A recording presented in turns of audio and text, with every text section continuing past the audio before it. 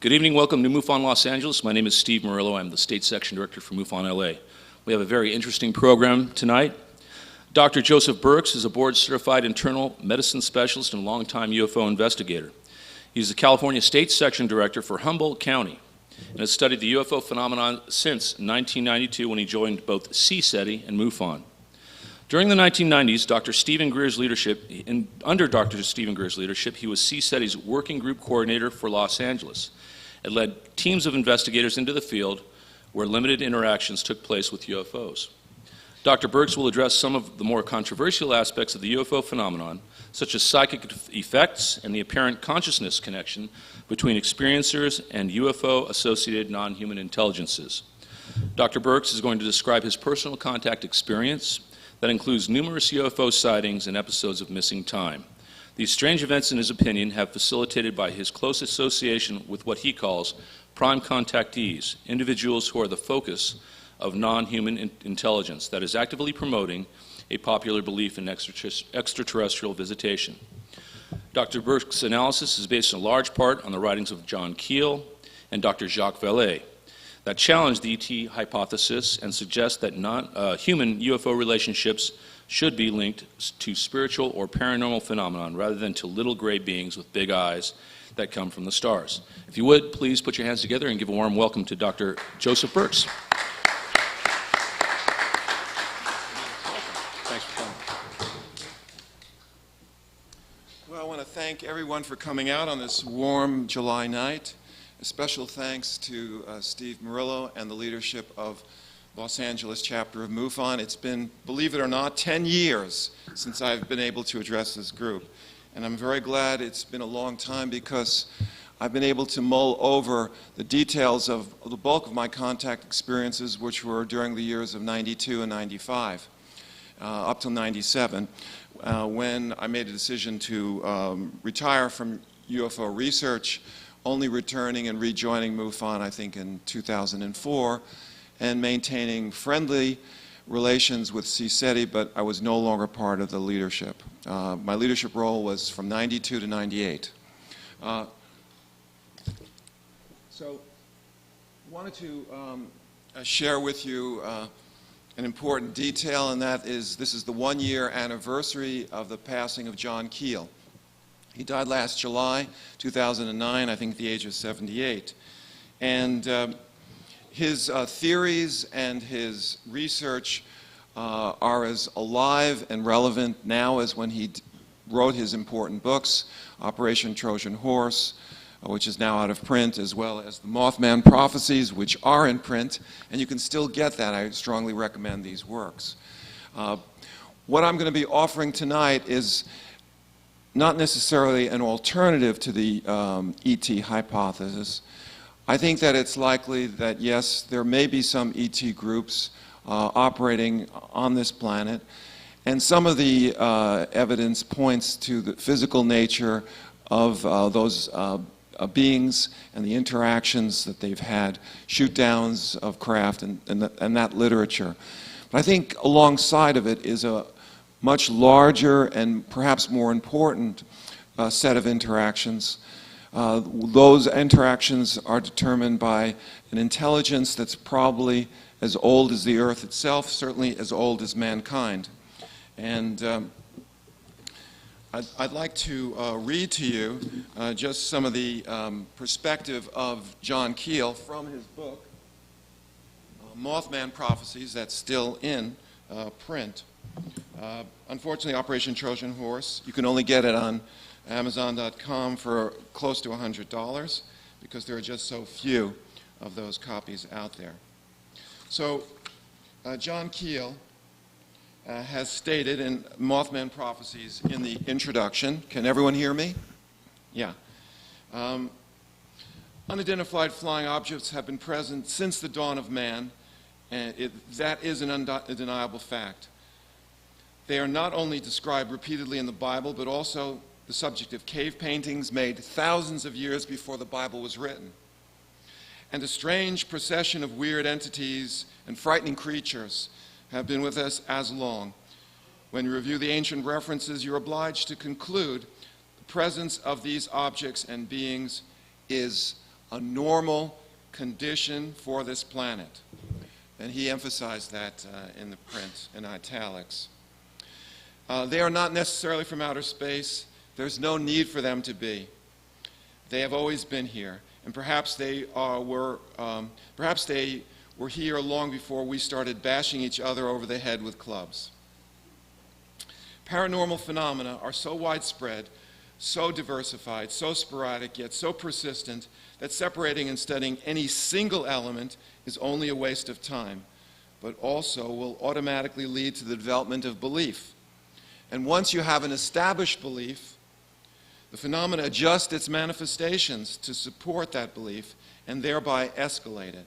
And I'll give you some very specific examples of that from my own contact experience. If you believe in the devil, he will surely come striding down your road one rainy night and ask you to use your phone.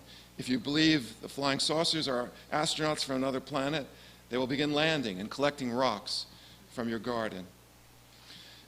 Most of the manifestations accompanying UFO phenomena simply do not fit into the enthusiast concept of how a superior intelligence from another galaxy would behave. So flying saucer clubs, and unfortunately that would include the networks of contactees that I've worked with. There would be CSETI as well as Mission Rama, as well as I think it would apply to segments of this audience as well, MUFON. So flying saucer clubs carefully ignored, even suppressed, the details of those manifestations for many years. So what I'm going to be offering is not necessarily an alternative to the ET hypothesis, but an addition. I think it's not either or, it more likely is and, the operational word.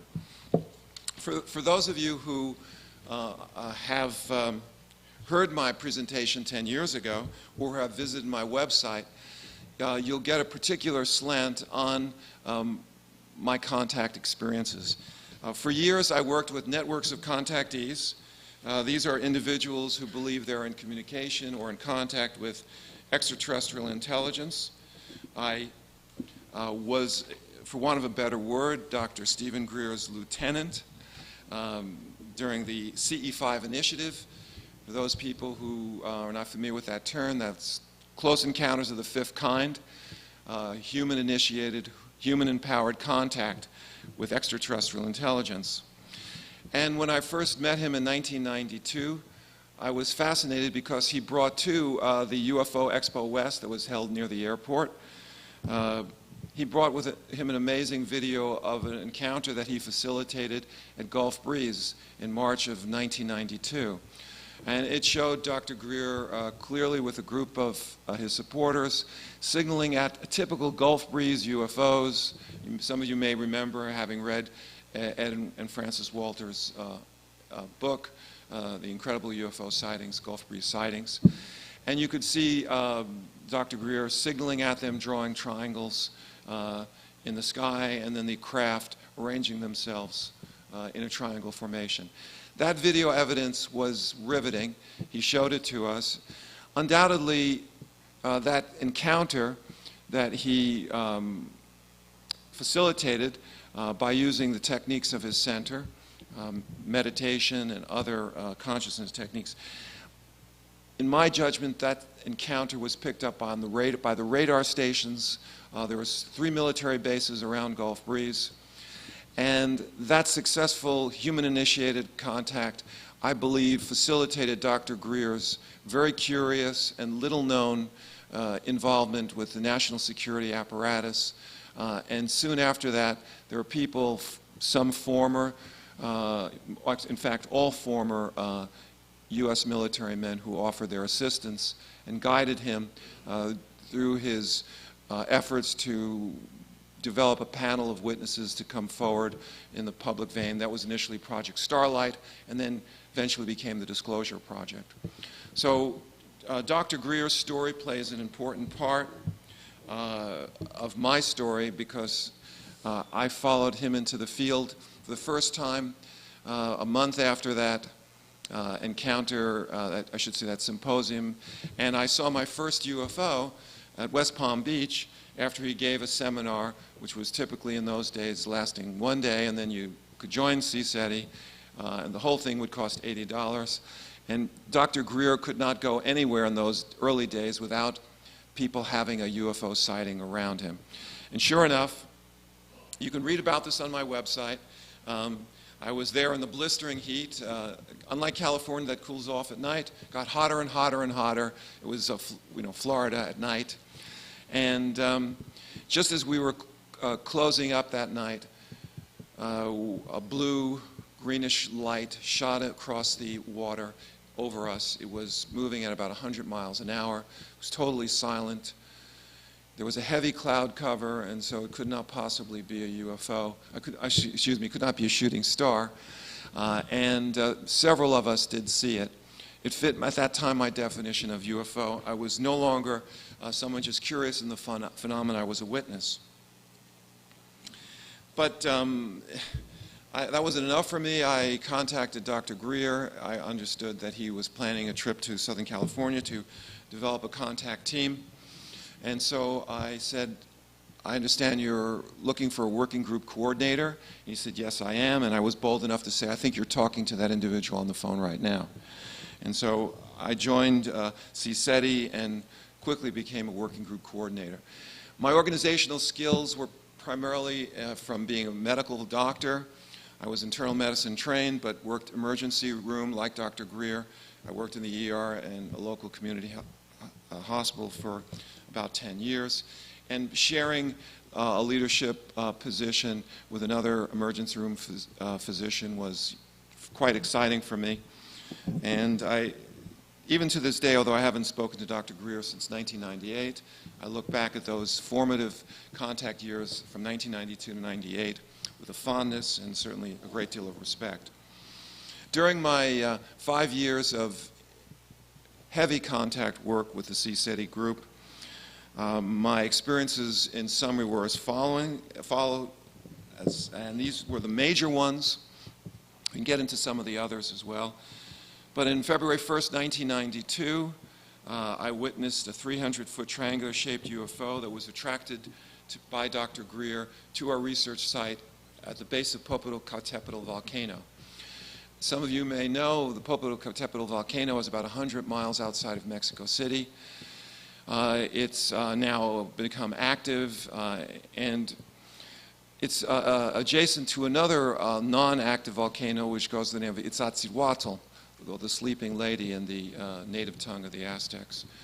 And we were there at the base of the Popocatépetl volcano. Dr. Greer had activated what he used to call in those days RMIT, which was Rapid Mobilization Investigative Team. CSETI investigators would go to UFO hotspots in England and also in Mexico, and we would use the techniques of the center in an attempt to attract UFOs to our site. Dr. Greer based his contact protocols on the UFO literature, as well as personal experience.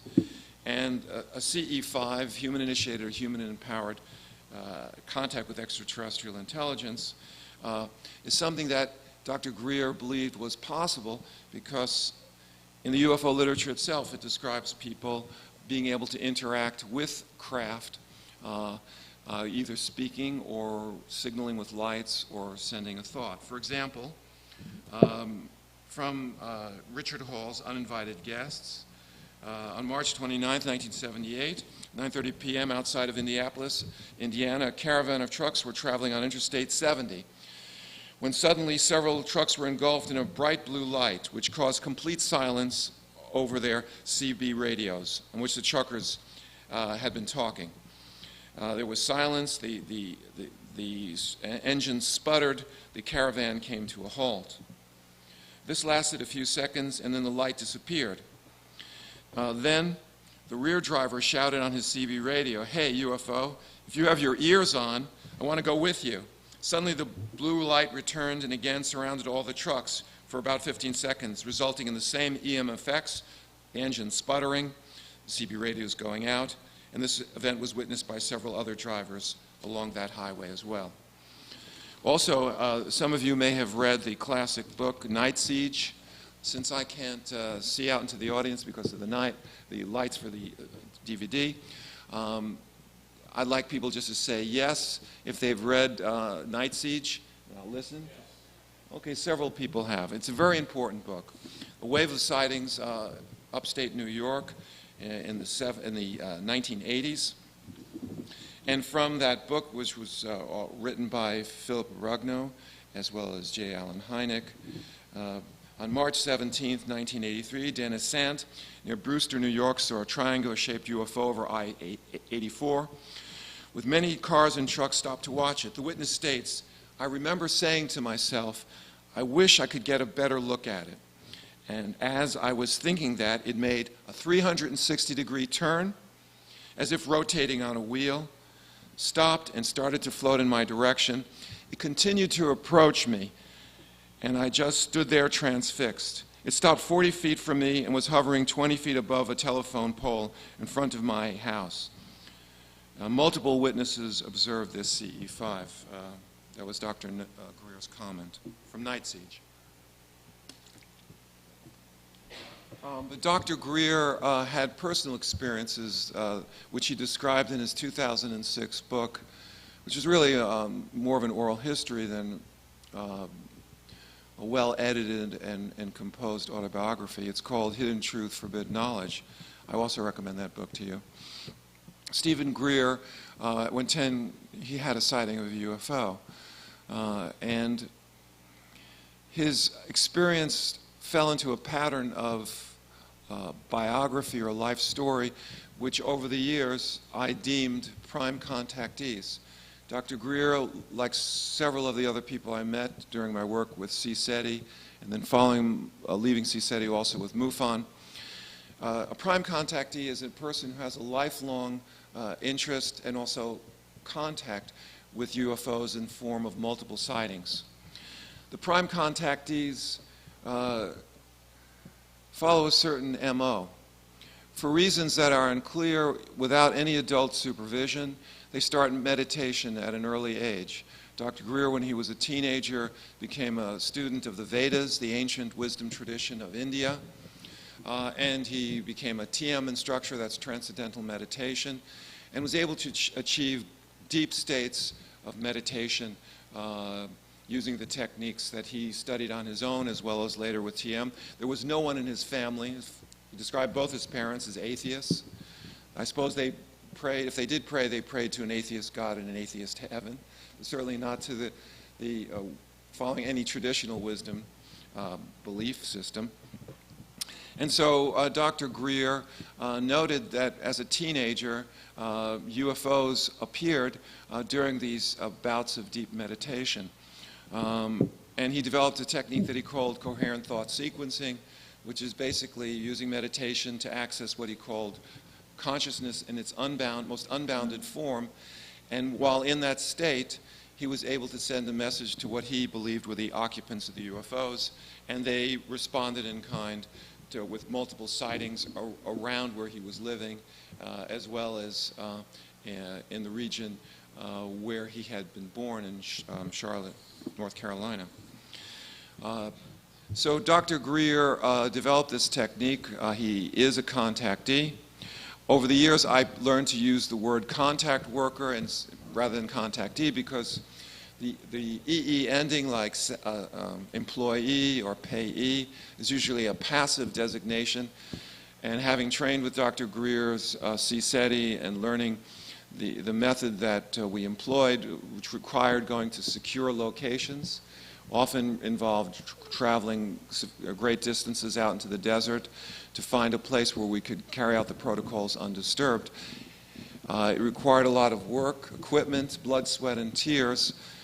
And so I preferred the word contact worker that has the ER ending, which was a more active designation than contactee. Also, contactee is pejorative.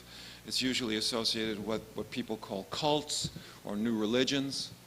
And although I rejected that designation initially, as I learned more about the phenomena and as I looked into myself for my own motivations of why I got involved with the contact movement, I could better understand the spiritual or religious aspects of that contact movement that I was so active in for those years. But he was not the only prime contactee, because I met one of the special characteristics of prime contactee is that on occasion they can request a UFO sighting, and these actually occur. And this was the basis of the CE5 initiative, to go out into the field and attract UFOs and have limited interactions with lights, powerful lights, as well as with, excuse me, not sure what I knocked down there, but behind me. Okay. The lights are on. Okay, yeah. These are the glasses. I have mine on, so I can see. These are the glasses I think that we've asked someone to pick up if they left in the last meeting. Okay. So there were other prime contactees that I met. I'll talk to you about Sasha, who claimed that while he was a youth growing up in Belarus, White Russia, he would have lucid dreams of meeting a tall, bearded Jewish doctor after emigrating to the United States. When he left the Soviet Union, he got a job as an EKG tech, although he was trained as a nurse in the Soviet Army as a teenager, kind of youth opportunity program they had for young people, vocational training. And when he walked into the ER, he claimed that, that I was that physician that he had seen in his dreams. Of course, I would have preferred during those years to manifest in the dreams of beautiful young women, but Sasha's story was compelling in any case. I don't know what to make of it, because over the years I learned that some of Sasha's pronouncements may not have been accurate. But still, he was someone who was a definite prime contactee, someone who had had multiple sightings, and if you did field work with an individual like Sasha or Dr. Greer, you were almost guaranteed to have a sighting. And this is a curious phenomena, something that's not really discussed in the UFO literature, but it makes sense, especially living in Hollywood or near Hollywood, because in Hollywood they always say to get a job or to get ahead, it's not what you know, it's who you know. And so I would say in the UFO contact field, if you want to have a sighting, it's not what you know. You can read books, and there are many very prominent researchers who speak and write books, and they have never had a sighting. But if you join with a contact team, part of what I call the contact movement, as I did, then you are guaranteed almost certainly sightings. So in addition to having that experience at Popocatépetl, which I'll describe now to you, we were there at 7,000 feet on February 1st, 1993. We were in meditation. Dr. Greer broke trance and turned around, and he told us that he had sensed a UFO in the vicinity. And in the distance between those two mountains, Popocatépetl and Iztaccíhuatl, approximately 7 to 10 miles away, saw an amber light. The object that appeared was moving towards us, but at an oblique angle. So if you're looking now to the north, this is Popocatépetl volcano going up 2 miles from our position at base camp, 7,000 feet elevation. And Iztaccíhuatl further to the north. The object moved to the southeast, but at an oblique angle.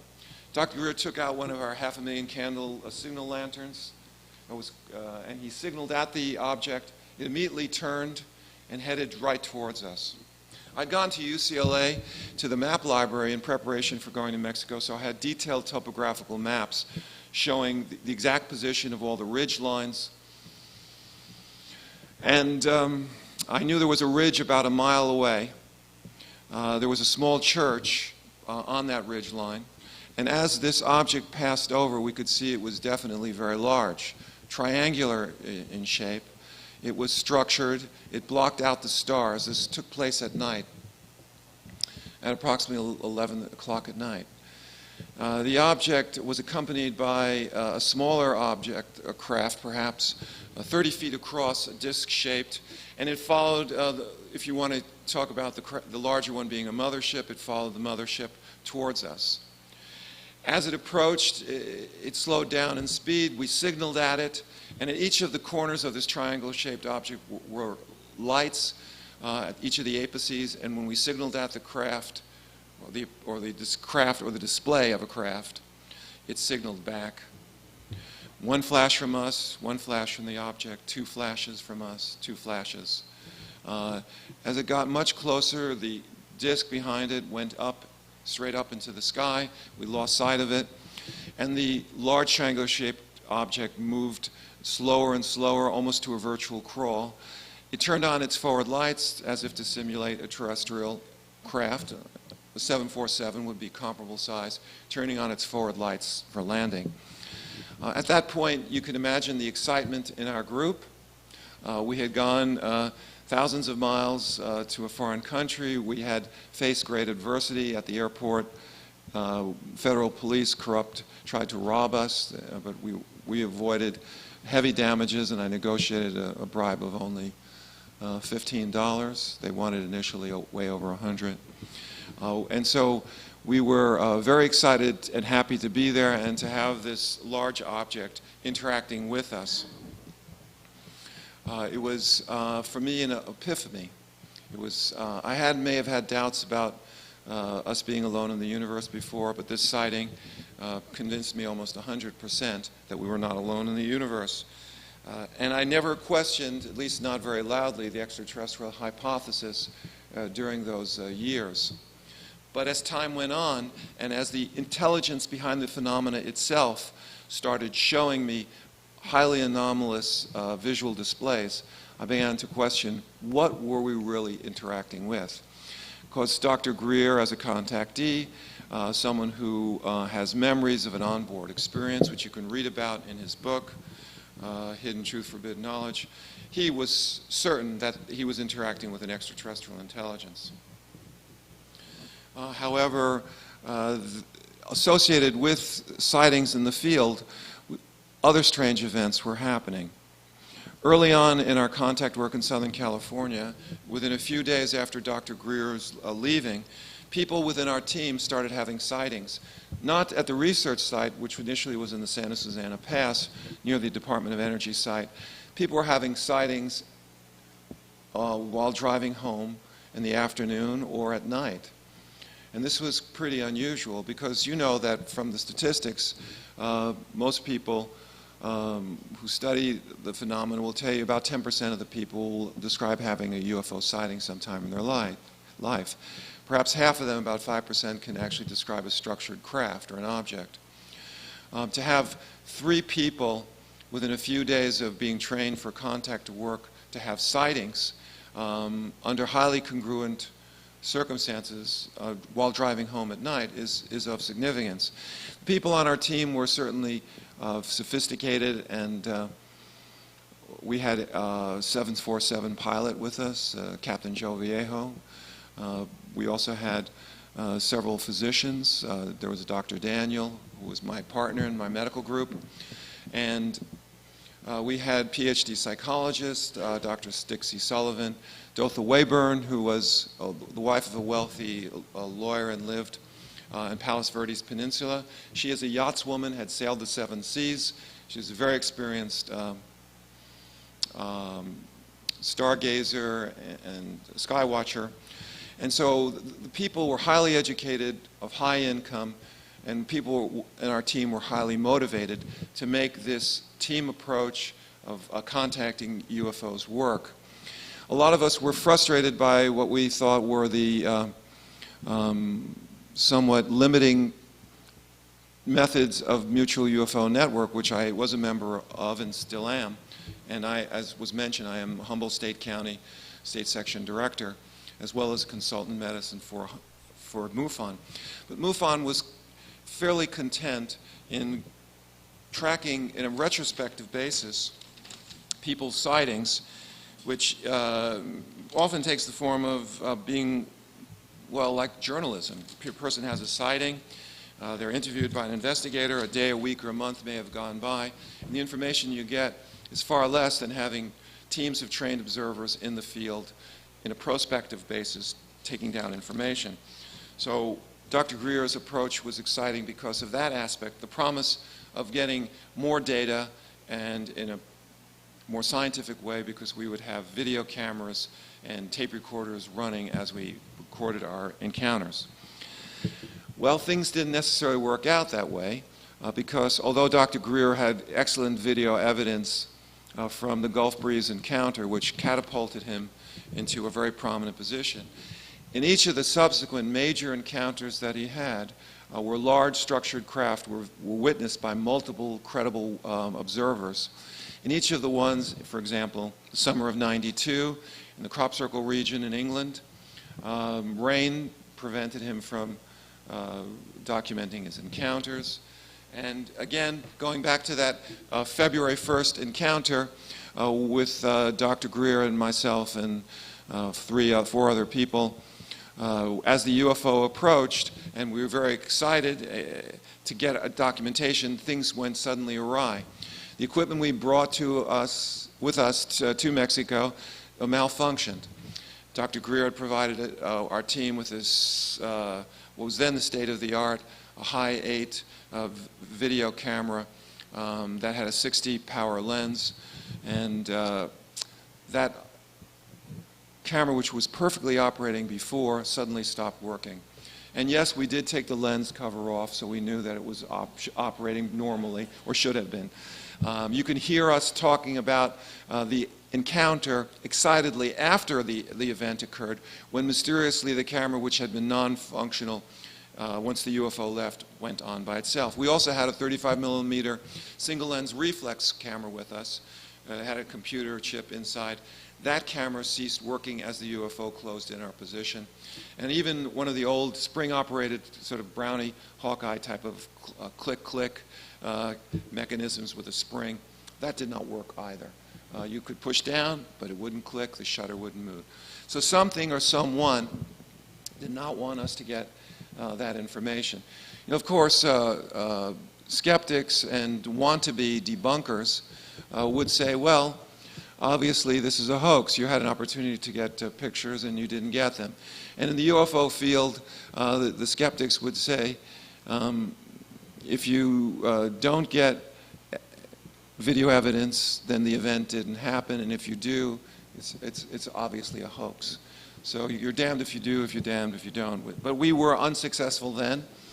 And subsequent encounters, an amazing interaction in the mountains of Monterrey, Mexico, in December of 1994, where multiple witnesses described a large 100-foot UFO perched on one of the peaks of the Los Mitres Mountains, with actual powerful lights emanating from the craft and beings moving back and forth on an observation deck of this craft.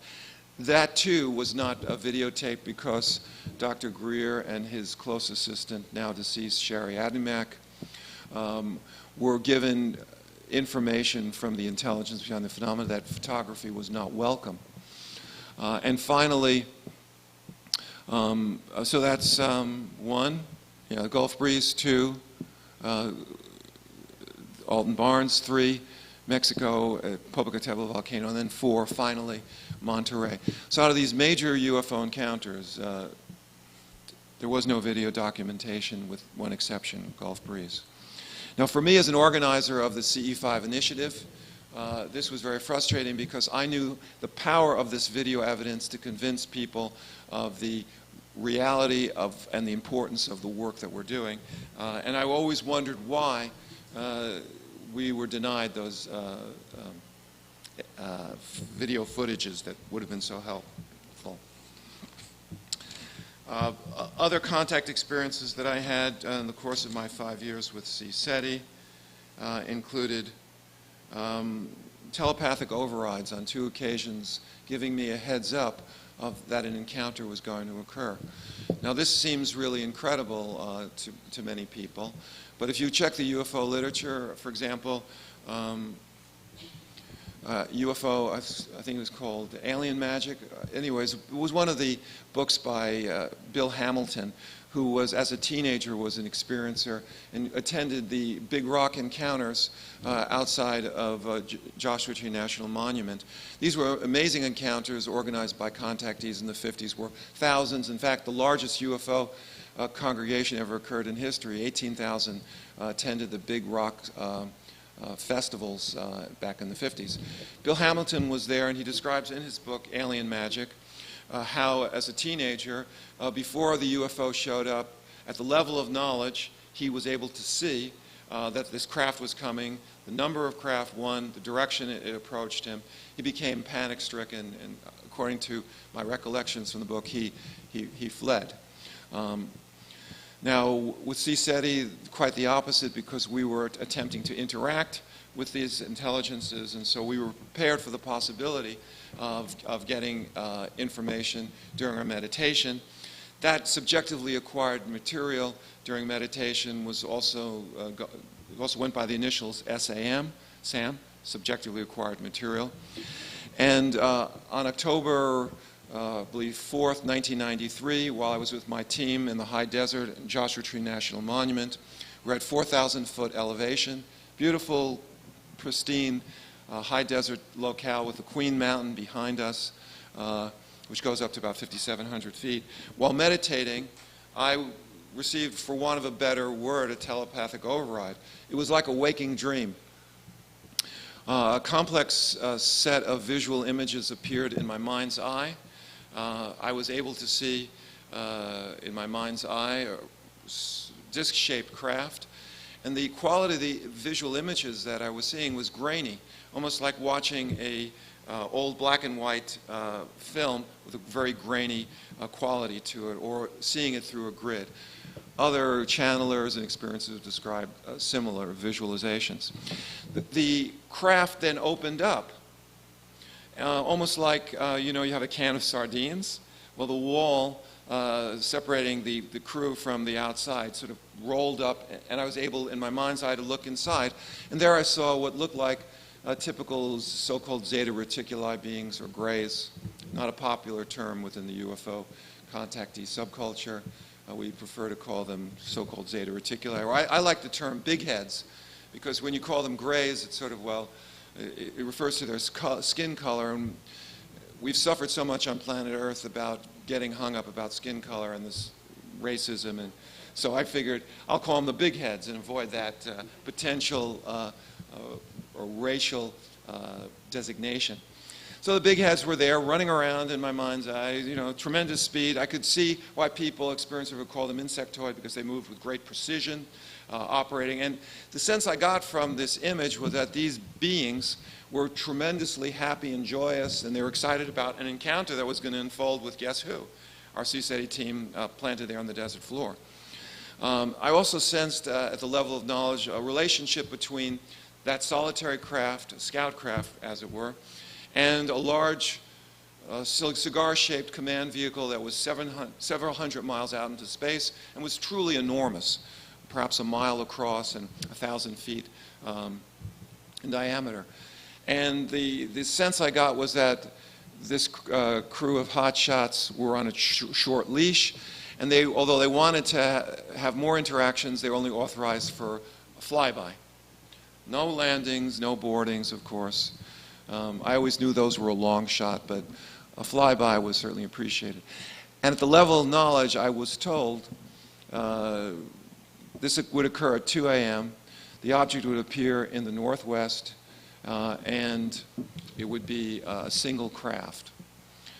So I broke out of our meditation, and I first asked everyone on the team, have you had any subjectively acquired material? I always, the team leader, waited, because you're always concerned that as a leader, if you have a visualization, other people speaking after you might volunteer that they had the same thing, not to be left behind.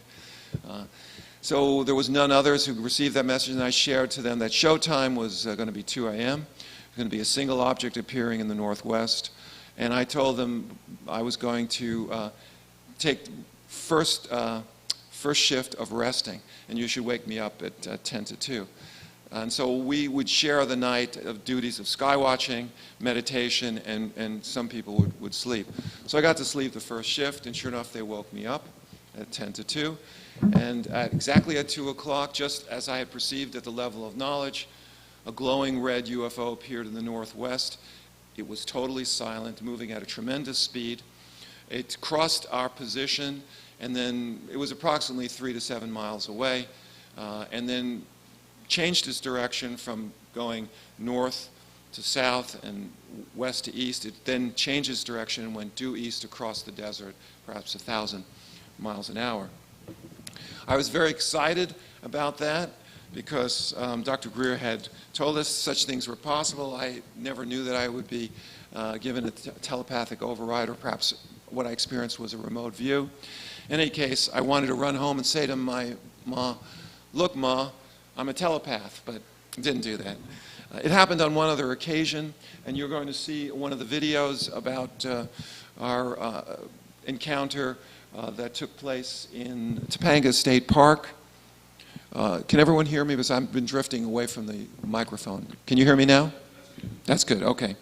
And there again, in July of 1994, I had a similar heads up in terms of alerting me when the sighting was going to occur. And I'll share with you that after we see some of the propaganda from the sightings organization and the encounters group. These are a video log sort of UFO TV journalist programs that no longer exist, but had a brief run in the 1990s. Some of you may remember encounters, and preceded by the group sightings.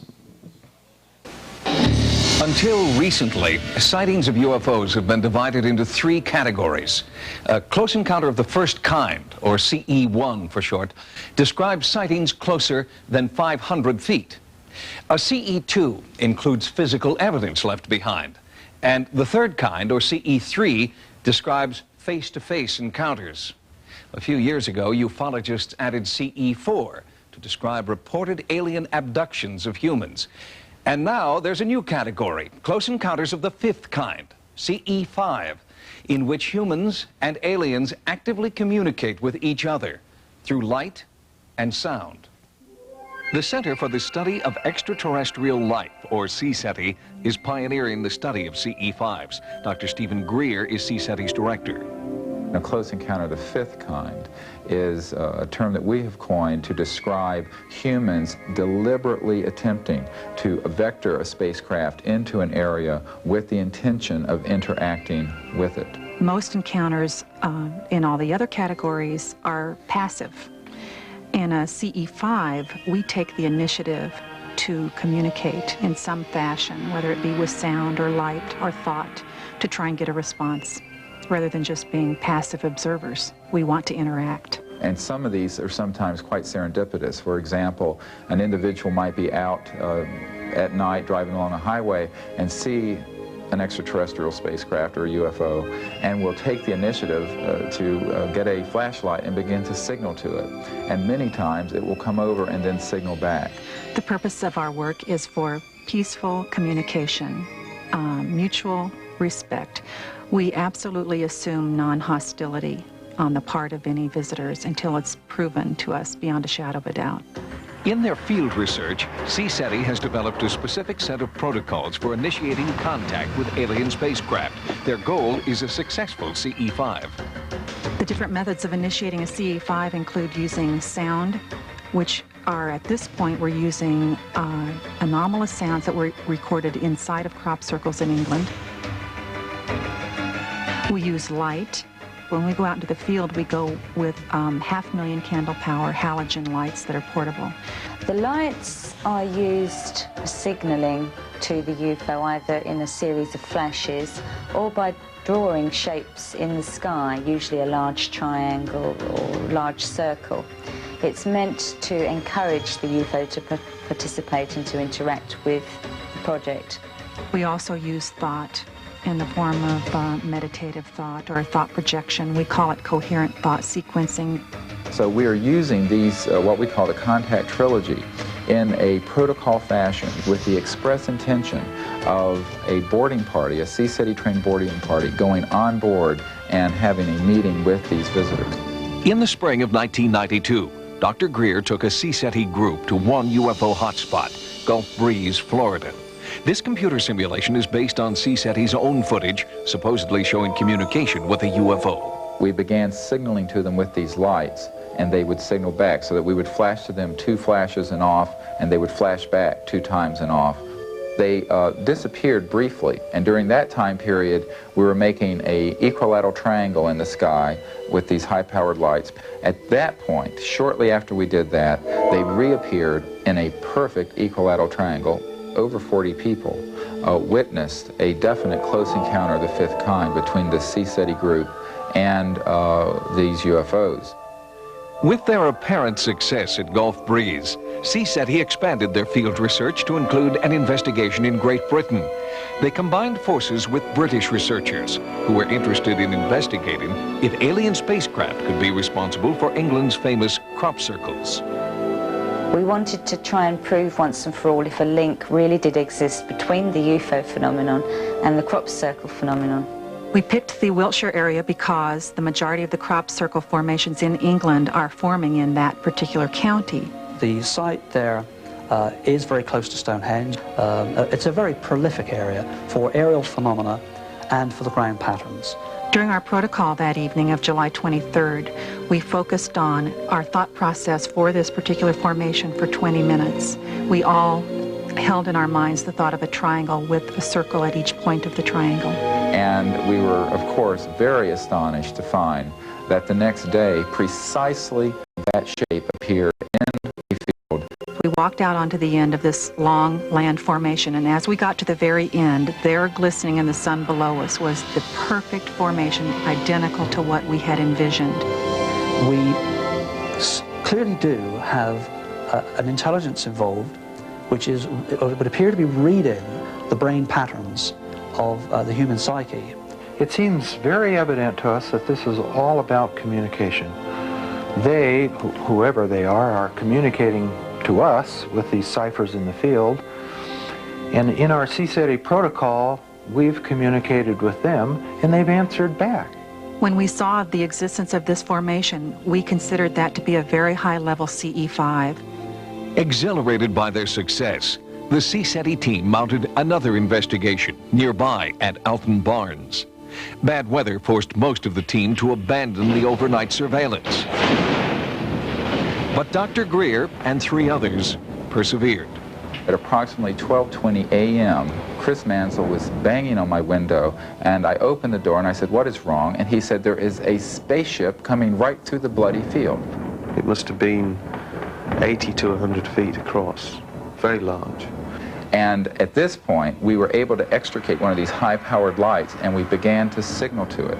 So I took the light and I hit it twice with this very high-powered light, 2 flashes, and paused. To my ultimate surprise, it actually flashed back. And he did it again, and it flashed back again.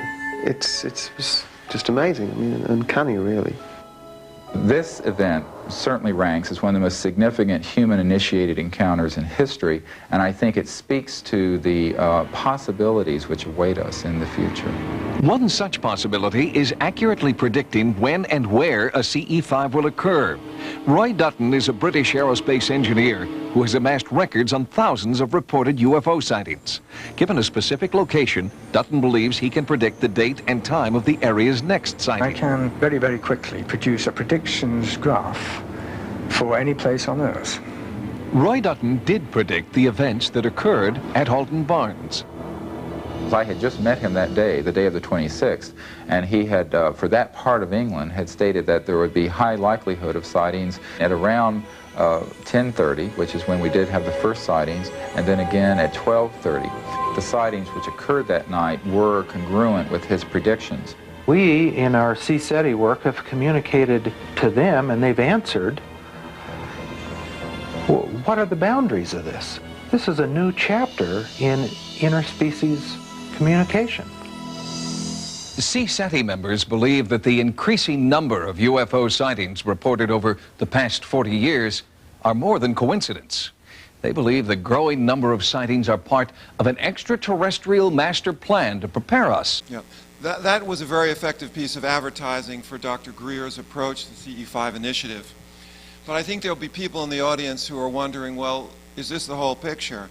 And clearly it is not, because within the UFO community, or perhaps a more accurate term would be a subculture, there are other elements besides the contactees.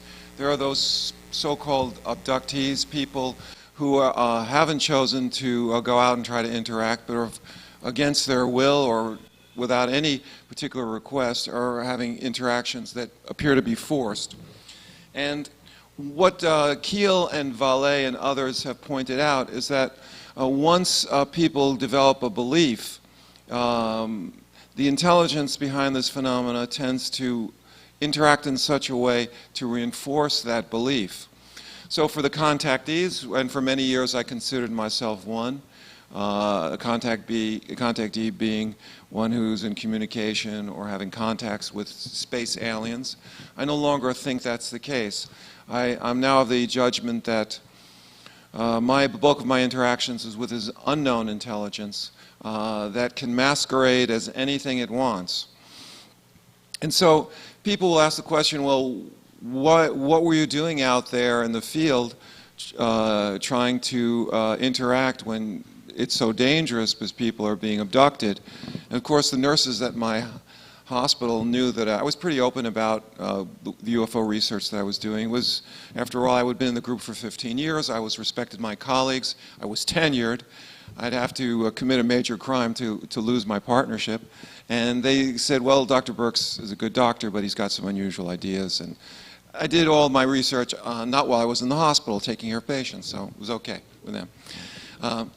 But in any case, the nurses would kid me. They would say, Dr. Burkes, are you going out into the desert to be abducted? Or, Dr. Burkes, are you going out to chase UFOs? Because I would kid them back. I come from New York City, which you may know by my accent, but I would kid them back, and I'd put on my best Sylvester Stallone voice, and I would say, you think that those UFOs, you think that I'm chasing those UFOs, huh? But they're chasing me. See, I'm not chasing them, they're chasing me. Anyway, we never did get abducted. We never were hurt by the intelligence that we had limited interactions with. But it was very uncomfortable over the years working with Dr. Greer because he totally refused to acknowledge the existence of the so-called alien abduction phenomena as something valid. And he would, like many of the researchers in the field, put on blinders. In a similar fashion, major abduction theorists, when we would confront them about the CSETI type experience, I know as a fact, because I heard Bud Hopkins talk to a prime contactee, he said that any positive interactions are forms of deception that the aliens are putting over on you. And the term that's been used by Hopkins, and I think Jacobs as well, is the so-called Stockholm Syndrome, where people who are victims identify with their oppressors as a way of dealing with the powerlessness they feel when they're abducted or held prisoner. Well, this kind of tunnel vision just doesn't help the field. The problems that we face in the UFO phenomena are so complex that embracing any one paradigm exclusively and picking and choosing your data to satisfy your preconceived notions, which is something all the investigators do, unfortunately, contactees, abductees, and even MUFON, try to, as a contactee, to give a sighting report to the average MUFON investigator. They just cannot understand some of the things that we've tried to describe here today in terms of consciousness, communication, and that sort of thing. So it's incredibly complex, and this intelligence has the capacity to reinforce our belief. I have a book here which I'm recommending to everyone. It's now out of print, but you can get it on Amazon.com. It's called The Abduction Enigma. Kevin Randall is putting out, I think, a CD that has the book, which I urge you to purchase. Russ Estes and William Cohn. Oh, excellent book that sort of explores some of the problems with the research that's done on so-called abductees. And there are many problems with the abductee literature.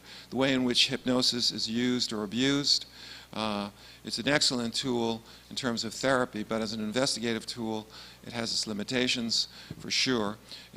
You are hypnotizing people who may or may not have any conscious memories. They're in a highly suggestible state. And even if there are no memories, and they're meeting with a UFO investigator who believes in alien abductions, and that hypnotist is an authority figure, they will confabulate in order to generate a fantasy where no memory of an actual encounter occurs. It's in my judgment, all the major abduction researchers are at risk for doing this, of leading their witnesses and of creating a phenomena where one may not exist. So I urge you to read this book because there's a chapter on contactees and abductees, and if you actually look objectively at the two groups, it's the opposite side of the same coin. For example, many people aren't aware of that contactees have missing time. I know it's certain because I've had 2 episodes. And I'd like to describe those episodes of missing time because although Dr. Greer did not like to talk about in public the evidence that Mind Counter and others brought forth, he did tell us that in the course of field work, because of these missing time episodes, we should pay very close attention to the time and see if we could track any lapses of consciousness or breaks in the continuity of our experience. So what happened to me was that in 1993, Sasha and I had a prolonged interaction with anomalous nocturnal lights that were jumpers and Joshua Tree at the base of Queen Mountain. And for 2.5 hours, we were entertained by these jumpers. I had never seen one before, although I had seen UFOs in Mexico, several, including a metallic disc that I saw in broad daylight. But it was an encounter that unfolded because Sasha, during a lucid dream, saw himself flying towards Joshua Tree National Monument, and he saw American flags waving in the breeze below him. And he went to, after the dream was over, and he was, at the level of knowledge, he was alerted that the next encounter should be on this date, presumably an American holiday. He looked at the calendar, and it was Veterans Day was coming up, and so he told us that a good time to go out in the field would be Veterans Day. Well, it was very hard to get a quorum of CSETI members. The protocols called for a minimum of 3 in order to verify your sightings. Southern Californians, unlike people like Sasha, who's from Russia, where it's cold many months of the year, or New York like me, where I used to love playing in freezing weather and look forward to getting off from school when storms hit. Southern Californians, I believe, think the world is coming to an end when it drops to 40 degrees Fahrenheit. And if you have wind and rain to boot, they don't want to do field work. So it just so happens that this Memorial Day weekend was the first major storm of the season, 1993. We only got one other person to volunteer, and then he canceled at the last minute. So we're driving out to our site in Joshua Tree, and of course, you know, lots of accidents the first day of a storm because all the oil that's accumulated on the highway for months, the dripping from engines, gets on the highway in the first storm, liquefies it, and then people just, well, they drive like maniacs here, you know that, 70 miles an hour bumper to bumper, except after the first storm, they can't brake properly and they crash into each other. So the journey took us 5 hours. But even before we even got to our jumping off point, and I should tell you that we would drive to wilderness parking lots off the main road called backboards, and then from these wilderness parking lots we'd park our vehicles and with our equipment hike into the hinterlands. We had to fill out Park Service forms when we carry out this maneuver because they wanted to know the number of people in our party, when we were departing, and when we were expected back, and the license plates of our vehicles, and then put it in a box, a secure box, because if we didn't return at the time that we specified and our vehicles were still there, they would send out search parties for us. And I can tell you the desert can be a pretty dangerous place, both in summer and in the winter, because in order to hike to our research site in this pristine valley, we use dry riverbeds as our path. Of course, during the rainy season, they can become raging rapids with flash floods, and we were somewhat concerned about that that night of Memorial Day weekend. But when we got up to the upper elevations where our site was perfectly dry, and the storm streamed around us. So we got on site, and it was getting late. I turned in. It was 3 o'clock in the morning. I was working 5 to 6 overnights a month. Although I was considerably younger, I was really tired. And I told Sasha I'm going to sleep, and he stayed up to skywatch, and as I'm drifting off to unconsciousness in my tent, he says, "Joe, get up." And I says, "What do you mean?" He says, "You're going to miss something important." I said, "Sasha, leave me alone. It's late. I'm tired. You do your thing." He says, "You're going to be sorry." And sure enough, there was a jumper out there, and I'd never seen one before.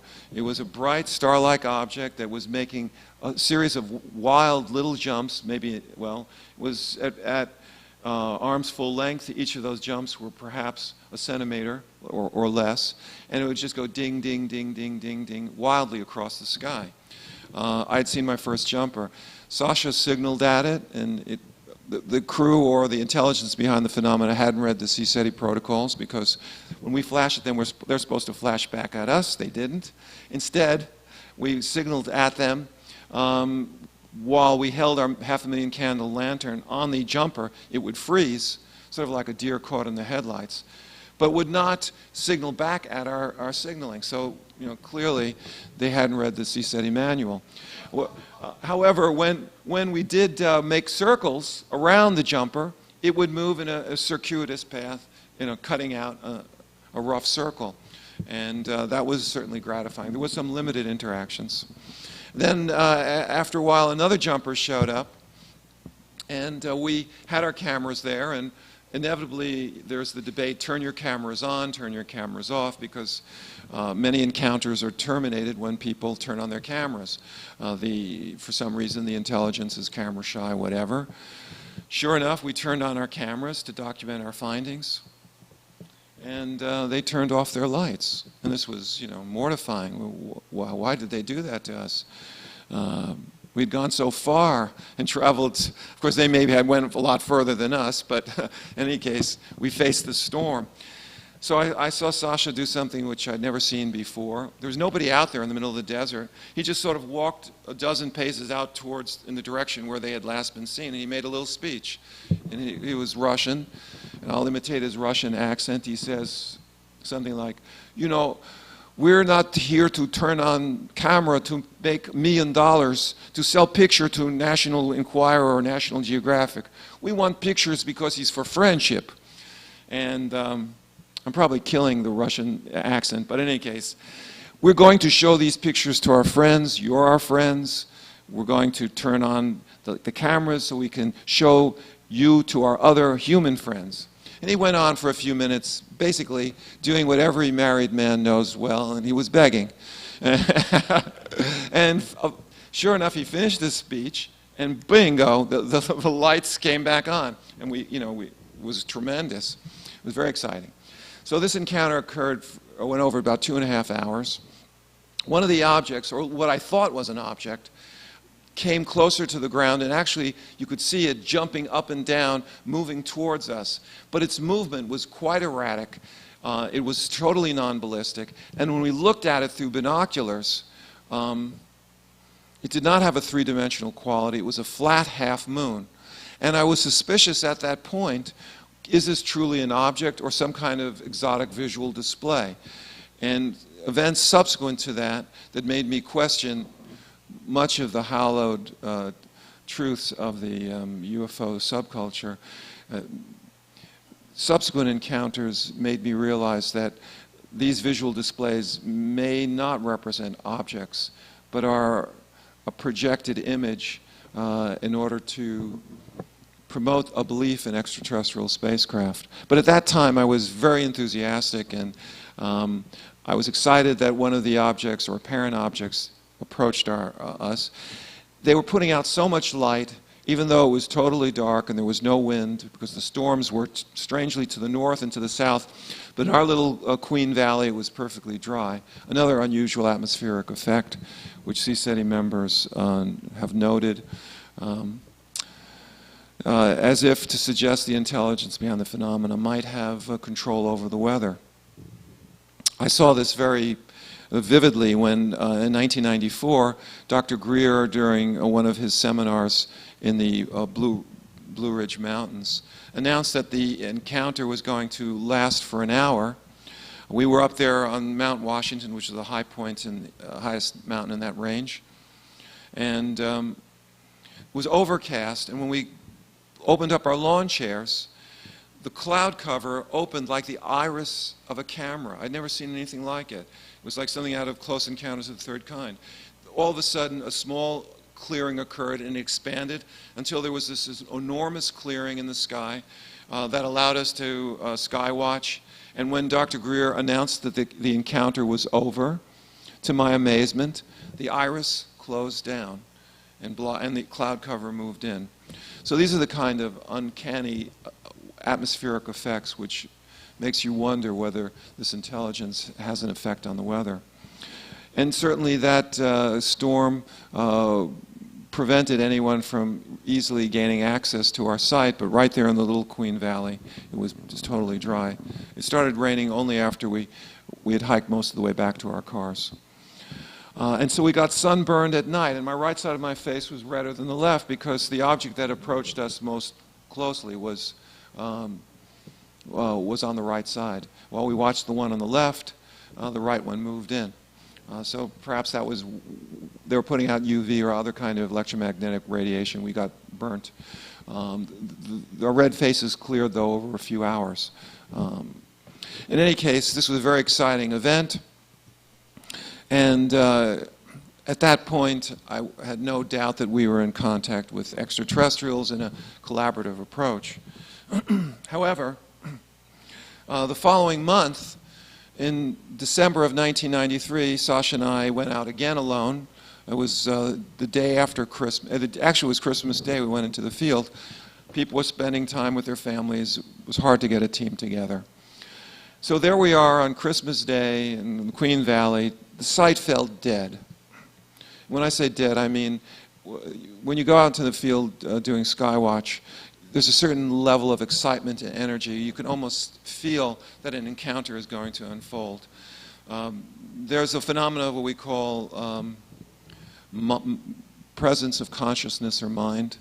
If you've ever walked into a room where your brother or sister is hiding, even though you don't hear a sound, or maybe you're playing hide and go seek, and they're hiding inside the room and you know you can't see them or you can't hear them, but you just feel that somebody's there. Presence of consciousness, another consciousness other than your own. So we would experience this in the course of fieldwork, and it often would presage a sighting. But this particular night, December 25th, the site felt dead. There's no excitement, no energy, no presence of consciousness. So after several hours, Sasha said it's time to go. I was arguing, we've gone all this distance, it's 3 in the morning, let's stay.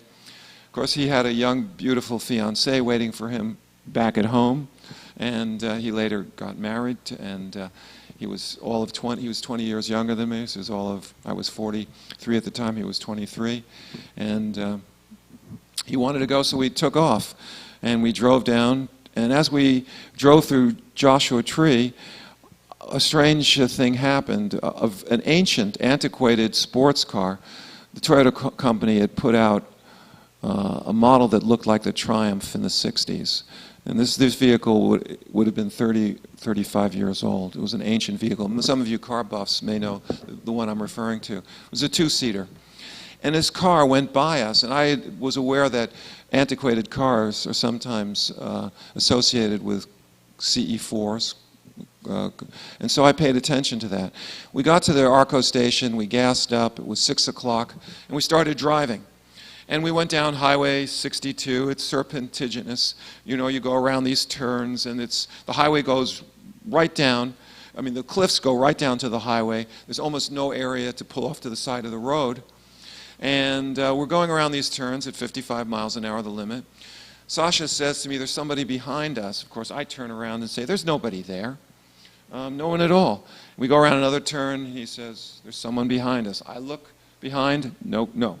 So finally, as we emerge from the ravine that is Highway 62 at that point, and we are now approaching the opening of the canyon, and we are gifted with this tremendous vista in the distance, and this is now perhaps 6:30 in the morning on the day after Christmas. We can see San Jacinto Mountain, 2 miles of granite rising up from the desert floor. See in the distance Desert Hot Springs, and then further out we can see the rest of the desert communities. And as we're emerging from the ravine, I notice a hill that we've passed a dozen times, but it seems much, much larger than the hill I'm used to. And on top of it is a red light, which I'd never noticed before, and it's not the usual aviation beacons on hillsides.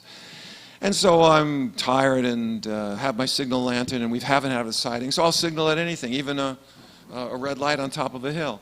I fired the lantern, and I saw the strangest thing. I'll never forget it.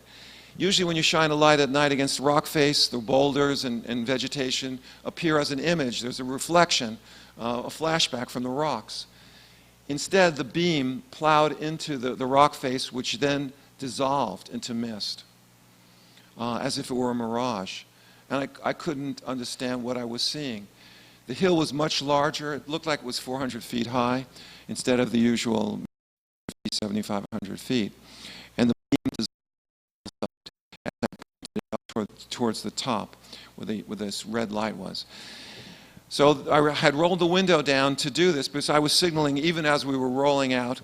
And as I looked across the valley, I saw some very strange things. First of all, I saw a lot of little white lights flying in the sky, and I was thinking, wow, day after Christmas, private pilots must really be gung-ho, taking off from a local airfield or something. And these little white lights are heading, this direction, about maybe 3 or 4. And then in the distance, I see a bright white light, like a shot out of hell, moving rapidly towards us. And I speculated maybe it's a commercial jet or a millionaire flying his Learjet, and it's taking off from the Palm Springs Airport, and it's just headed in our direction. It was very bright, and we're just seeing the takeoff lights. Anyway, Sasha is still saying there's somebody behind us, so let's pull to the side of the road finally. Whatever it is behind us, we'll go right by, and we'll know what it is. What Sasha didn't tell me was that he claimed to have seen the car lights behind us, the 2 lights suddenly become 3, and an amber light appeared between the headlights, and then the triad of lights, the amber light and the 2 headlights, lifted off the highway. I'm glad he didn't tell me that, because I would have been probably alarmed. So we pulled to the side of the road. The engine was still running. We waited and we waited. It was dark. The sun was just beginning to rise, and you looked to the east and you could see like a fire that has burnt out just embers of red, dull red glow as the sunrise was starting. Nothing happened, and I felt drugged. I felt stunned. I had been quite alert, and then all of a sudden I felt like there was something very wrong, but I didn't know what it was. I heard Sasha shouting to me, "Joe, close the window. It's freezing." This is something he never did, because he'd run around, being from Russia, he'd run around with a T-shirt in 45-degree weather. And Southern Californians thought the world was coming to an end, had down and wool shirts and ski outfits on, and were shivering. So I thought it was unusual that in just a few minutes, it seemed like no more than a minute had passed since we stopped the vehicle. He was complaining of his cold. We then started the engine was running. We started out and headed to Highway 10, which is about 7 miles away. And I heard the sound of the engine, and all of a sudden the sun, which was barely rising, now is high in the sky, and I felt like I'd been on that Highway 62 forever, and there was something wrong. Because it only takes about 7 minutes going 60 miles an hour, to go from the entrance to the ravine in Highway 62 to reaching Superhighway 10. And yet, clearly, a lot more time had passed, and I had no recollection of stopping. I swear I didn't fall asleep. And yet, all of a sudden, there was a break in the continuity of my consciousness. When I got home, I looked at the clock. It had taken us 4 hours plus to do what should have taken about 2 hours, because Sasha was, the day after Christmas, there was nobody on the highway, and he was driving, his souped-up Maxima at 90 miles an hour until we got way past Redlands. Or Redlands or Redding. Redlands, I think it's called. Anyway, so 2 days later, Sasha says to me, Joe, I think we had missing time. And I remembered the break in the continuity of consciousness, and I remembered looking at the clock and taking much longer. I said to him, yes, Sasha, I think you're right. He then claimed he had spontaneous recall of an onboard experience with his friendly ET friends, the big heads. And he laughed because he said, and they left you in the car. Apparently we had stopped twice. I have no recollection of that. And I answered, well, maybe they took me on the second trip, the second stop. But to this day, I have no memory of that. But it was clearly a case of missing time. What I later found out was that Ron Russell, who was the space artist prominently shown in that video, standing in front of one of his paintings, he had a missing time experience about 2 to 3 weeks before us. It was either late November or early December. And he had received a book, and like many prominent authors, they often receive new books in publication, hoping that he will review the book and it'll help the sales. So he'd received one of those books, maybe it was an art book, and he was turning the pages at home and turning one page to the other, and all of a sudden, an hour of missing time had occurred. Couldn't explain what happened. That was in Denver. The end of November, the beginning of December. Sasha and me, our missing time episode was December 26th. The next day, December 27th, Wayne Peterson brought out his team in Phoenix. There were 7 of them out there in the field. He described their having double missing time in freezing weather, where at 11 o'clock they were out in the field and they had a bonfire, and they decided that they were going to break camp. And all of a sudden, it was 12 midnight, and the fire had burned way down, and no one could account for that hour. They then walked to their vehicles that should have taken them no more than maybe 15 minutes, and all of a sudden, it's 2 o'clock. They had double missing time. And his comment to me was, at least we didn't freeze, because it was that cold. You have to move around or have a fire to stay warm out there. Now, this is very significant. This is something that Dr. Greer never talked about, and perhaps didn't appreciate my bringing this information forward, because missing time is associated with the abduction phenomena, or so-called alien abductions. And contactees are supposed to have positive interactions and none of that abduction stuff. And just having missing time, sort of associating our experience with theirs. Well, if you read The Abduction Enigma, you find many similarities between the abduction experience and the contactee's experience. And as I said, opposite sides of the same coin.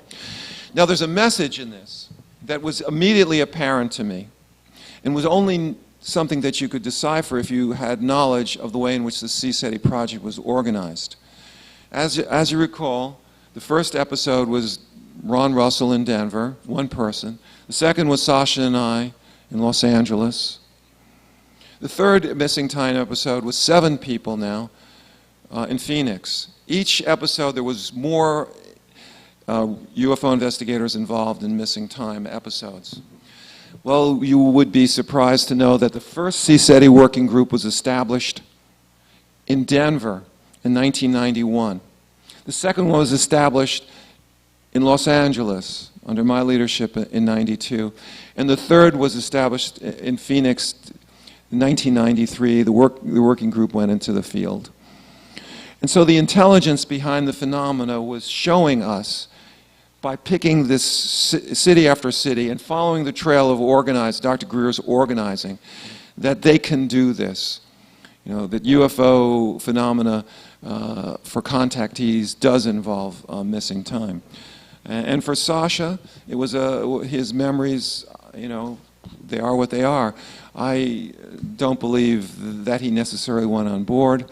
I'm fairly certain that he didn't. I think he had a memory of an on-board experience. And I'll talk to you a little bit about the literature that supports an analysis that I formulated as the VE3 experience, or the virtual experience hypothesis. But before I do that, I want to share with you the events which supported close encounter or virtual experience of the first kind. Now, in the schema that I developed, I said a virtual experience, and that's sort of a contradiction in terms, because virtual means not actual, but in essence. So you could say, I met him. You can say, we were virtual strangers even though we had met. The word virtual describes something that's not actual, and yet experience describes an actual event that occurs. So virtual experience is a contradiction in terms. But I use that because of its similarity with virtual reality, which is a technology that's emerging and which I think is operational in many UFO close encounters. So a virtual experience one, or virtual experience of the first kind, is a sighting that is not an actual object but is a technologically mediated thought projection. Or it could be a hologram that's out there but does not represent a true object. Imagine a couple driving home with in their car. They work together in the office, and they see a UFO hover over their car. They're very excited. It's a close encounter of the first kind, less than 500 feet. They go home. They talk excitedly about it. Next day they call friends, and they think they've witnessed an extraterrestrial spacecraft. What they've witnessed, however, is a visual display that is perhaps a hologram, or, as my subsequent experience with Sasha revealed, technologically directed into the retina of their eyes, and then carried by the optic radiation to the occipital lobe, where the information is decoded as a sighting. That's a VE1, virtual experience of the first kind. A virtual experience of the second kind is a virtual reality type thing. All of you have probably seen the movie Matrix, where the hero, Neo, is like so many people on planet Earth, living in a dream world. They're fed artificial signals to their nervous system while they are floating in a glass case and used to generate power for the machines. Is there anybody who hasn't seen the movie Matrix? Speak up. We've all seen it. Okay, or you're shy. That's a virtual experience of the second kind. The third kind is the most potentially frightening and destabilizing for our belief systems, and that's virtual memory. You know, in the alien abduction literature, they talk about memory blocks being put in that the skilled hypnotherapist is able to cut through with his knowledge of hypnosis. But they never ask the question, if this so-called alien intelligence can put in screen memories, which you probably recall are artificial memories to screen the actual alien abduction experience that the hypnotist is able to uncover. If a screen memory is a creation of an artificial memory, why can't the so-called alien abduction experience also be an implanted memory? That's a point that's made well in this critique of the alien abduction subculture. Dr. Cohn is a PhD psychologist, and he interviewed over 100 experiencers and with extensive interviews in preparation for this book. Well, I'm going to provide for you now evidence to support each of those three hypotheses: close encounter, I should say virtual experience of the first, second, and third kind. In October of 1994, we were doing field work. We had a team of about 5 or 7 people out there. It was getting cold. There were 2 PhD psychologists with us. I was with Sasha, and we noted some unusual star-like objects. One was a triangle of stars that formed a tight figure. And because the symbol of the CSETI organization is a triangle, as you saw from the video, with 3 circles around it, any triangular set of stars is going to get attention of CSETI investigators. We noted this tight triangle, which didn't seem to correspond to triangulum or any other tight triangle of stars. And when everyone on the team was staring at it, all of a sudden, one of the star-like objects that had been stationary for about 5 minutes moved. And then it was followed by the 2 others flying in pursuit, and they quickly faded out. It was a very interesting display. Some of you experiencers may have seen or have read about similar events. We also noted anomalous shooting stars. You know, when you do sky watch, you look at one section of the sky for several minutes, and then you turn to look at another out of boredom or just restlessness or just curiosity, what's happening over there. I noted that each time I directed my field of vision to another part of the sky, immediately I saw a shooting star. This happened not once, not twice, but 5 times in a row. Each time I moved, I saw a shooting star, and they all appeared very similar. Although they were in different parts of the sky, they had the same color, they seemed to be going at the same angle, the same length of arc. And I turned to Sasha and shared my observation, and he said, "How many times did that happen to you?" And I said, "Just 5 times in a row." I was quite impressed. He said, "It's just happened to me 20 times, each time." So because we're working within the paradigm that there's a consciousness link between us and the intelligence behind the phenomenon, we pay attention to that. The following month was now November 1994, and it was the year anniversary of that prolonged encounter that we had had in November of '93. We were hoping to to have a great encounter in celebration of last year's event. What happened was something even more important than seeing jumpers. The intelligence behind the phenomena revealed to me the way in which they can stage sightings using a visual display where one observer sees it and the other does not. Well, Sasha and I are there. It's cold. It's November. He's looking to the south towards Negri Hill. My vision was quite a bit better than it is now. I only needed glasses for reading. My far vision for driving was quite adequate. This was now 16 years ago. And I'm looking to the south, and I hear Sasha say, "Oh, there's another one." And I see nothing. I'm looking at Negri Hill. It goes up about 600 feet and helps to keep that Little Queen Valley nice and secure. Also blocks people on the road for seeing our light work. And I say, "What are you talking about, Sasha?" He says, "I just saw another UFO." Correction, sorry. I saw a shooting star. Forget, I misspoke. I said, "What do you mean, a shooting star?" He said, "Well, right above Negri Hill. In fact, there's another one." And now he's pointing in that direction. I'm looking exactly where he's pointing. He sees a shooting star. I see nothing. I started getting excited because taking note of what happened the previous month, where we changed our field of vision, and the shooting stars kept appearing. I said, "Tell me, Sasha, were those shooting stars similar?" He said, "Yeah, they looked the same." "Were they the exact same spot?" He said, "Yes." "Were they the same brightness, same color, same length of arc?" "Yes, exactly the same." In fact, he saw 3 in a row, and I saw not one. And with my heart beating much faster now, I said, "Sasha, tell them," I'm not sure who them was, "tell them to show me." So he said, "Show Dr. Burkes." Like that, I saw a shooting star appear in the exact location where he had indicated it. And I interrogated him, "Was that exactly like the 3 others? Same length of arc, same brightness, same angle, same section of the sky?" He said, "Yes." Now my hands are beginning to shake a little. I'm sweating. I say, "Okay, show me again." And Sasha says, "Show Joe." Like that.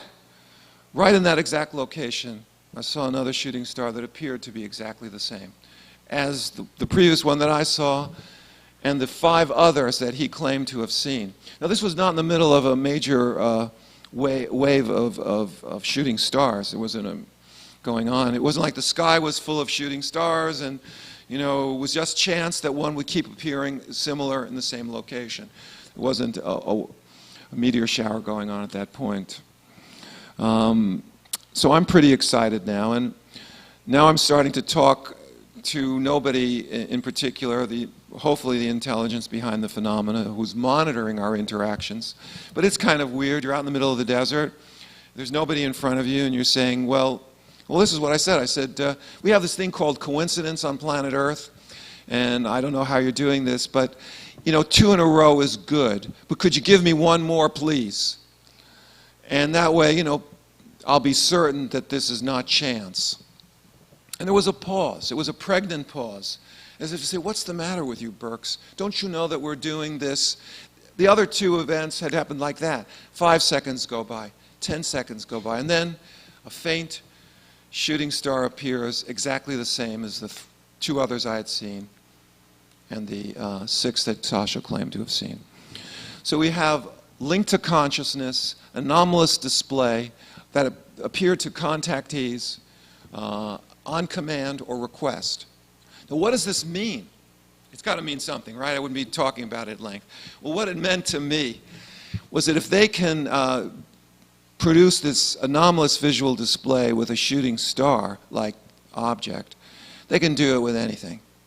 I didn't imagine that there was a UFO spacecraft that was in deep space firing snowball-sized meteorites out of its port so that we could get a visual display, and one after another of these meteorites are being fired by a UFO. Now, this was something that was being directed specifically at us, and that's why Sasha could see it and why I could not initially. And this gives explanation as to why many sightings occur where individuals nearby will not see the object so readily seen by the experiencer. Remember Class and his gang? One of the typical debunking techniques is to say, you know, there were people in the vicinity who had the same view as the witnesses, and yet they saw nothing. Obviously, this is a hoax or a misidentification.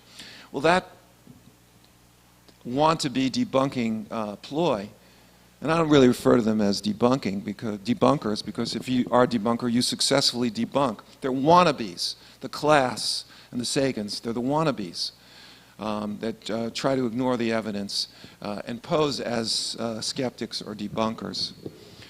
They're not.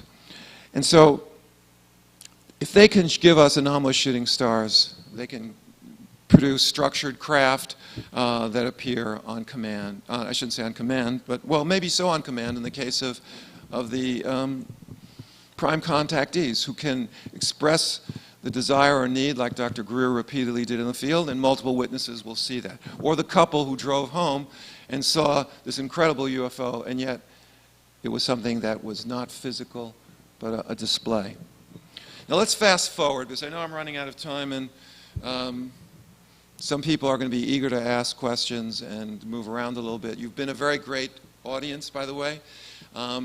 I can hear a pin drop, so you're attentive, or you've fallen asleep and aren't snoring. I don't know, because I can't see out there. But I've been monitoring the back door, and not one person has left that I've been able to determine. So I want to thank you for your kind indulgence. I've been going on for about an hour and a half. I'm going to keep going with as a little bit longer, because a year and a half later, I got more information as to how this technology works. And this is important. It's not something that I've written up in any length. I circulated this hypothesis 10 years ago. The reaction I got from both contactees and alien abduction theorists of different pursuits was uniformly negative. A few people thought it was an interesting idea, but I didn't get a whole lot of encouragement.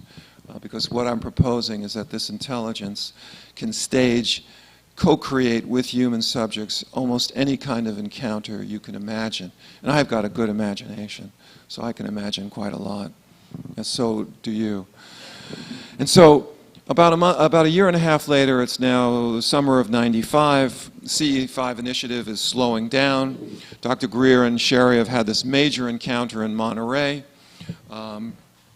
where this incredible UFO perched on the Los Mitras Mountains You can still read it on the internet. It's fascinating. I interviewed one of the women who was there during that sighting, a wonderful, gracious lady who's no longer with us, Sandra Wright, who contributed, she was an heiress and contributed large amounts of money to the UFO cause.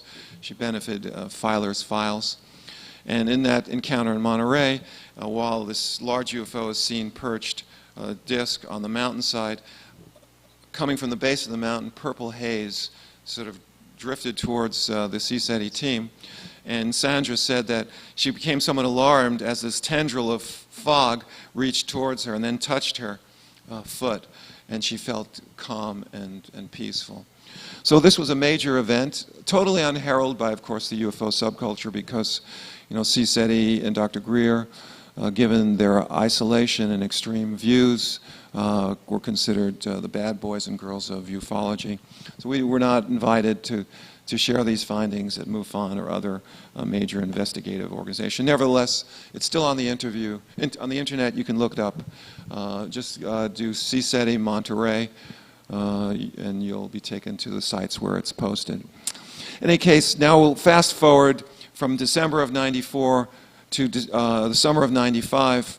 My team is having its problems. We need to recruit new people. The original cadre of investigators are worn out. There's just so many times you can go out into the field and have very limited interactions. And after all, Dr. Greer promised us if the tempo of events continued to increase, we would have landing and boardings in 5 years. Well, 3 years later, didn't happen. So people are getting discouraged. Diehards like me, of course, who have their own little Stephen Greer in the form of Sasha, and are still getting plenty of action in the field, as long as I'm next to him. I still go out, and I was determined to continue. In fact, I did continue until '97, when unfortunate circumstances occurred that led me to resign with some humiliation from CSETI, under certain threatening phone calls from people who clearly had background in the intelligence field. But in any case, this is '95. And I'm trying to recruit new members, and there's a prominent businessman in Orange County who I'll call Richard. And he wants to write a book. He's what he described as an Air Force brat. He grew up at Air Force bases in the 1950s.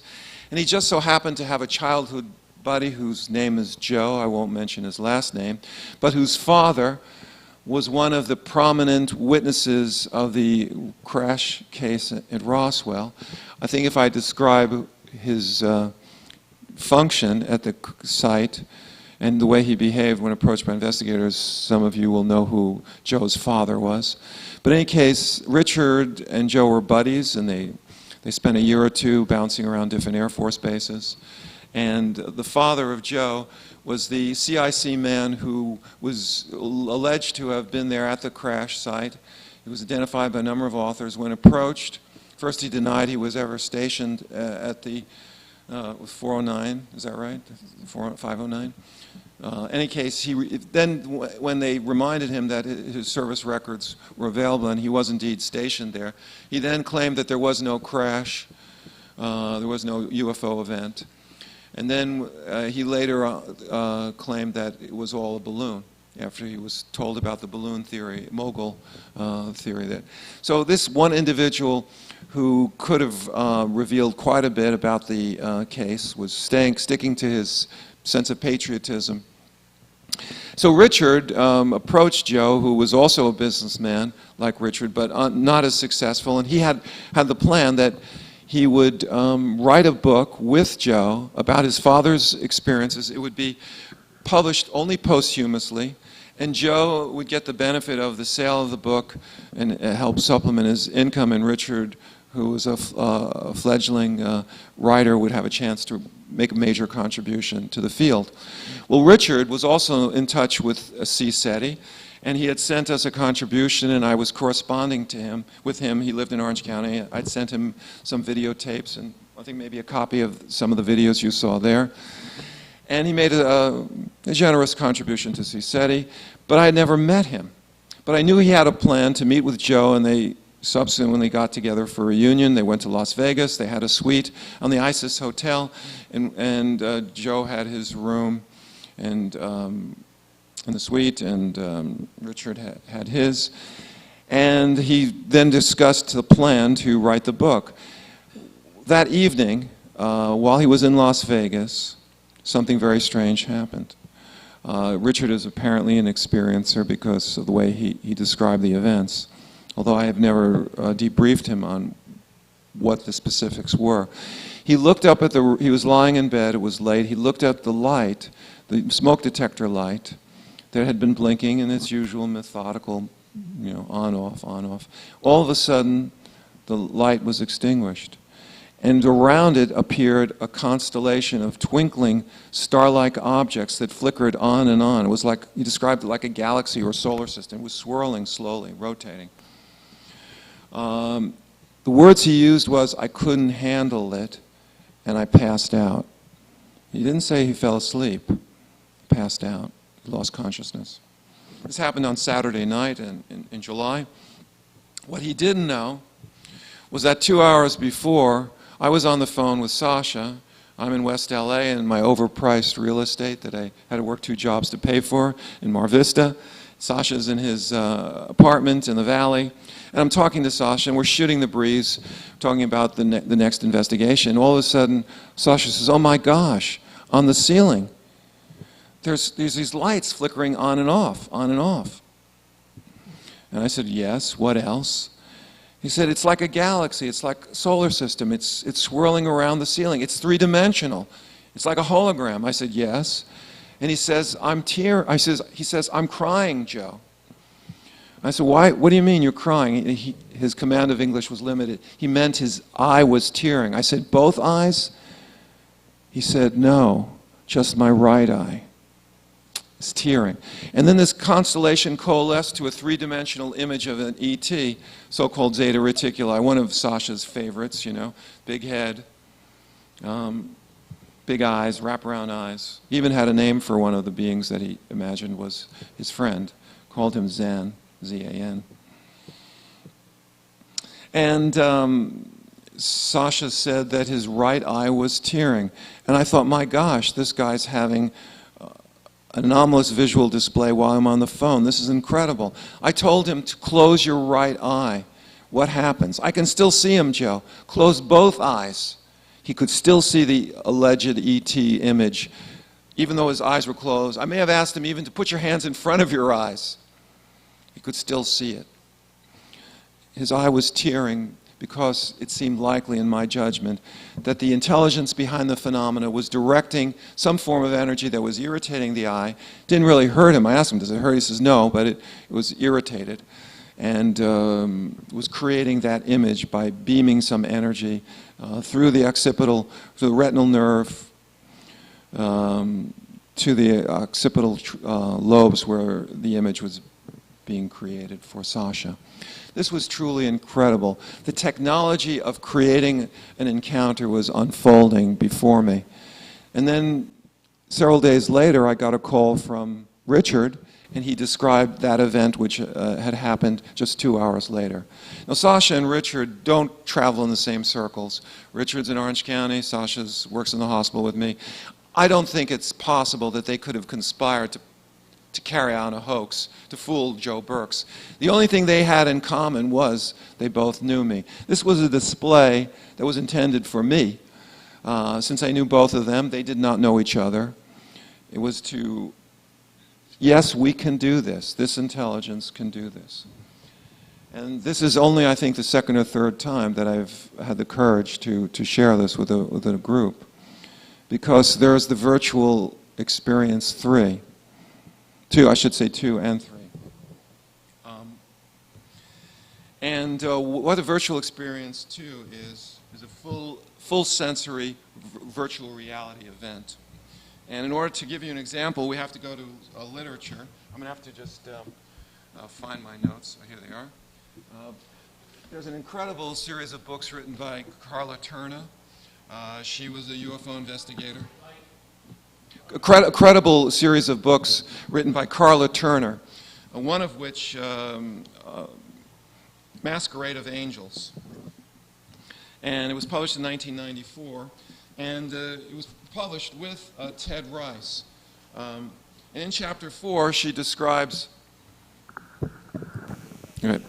Okay, and in chapter 4, she describes how Ted Rice...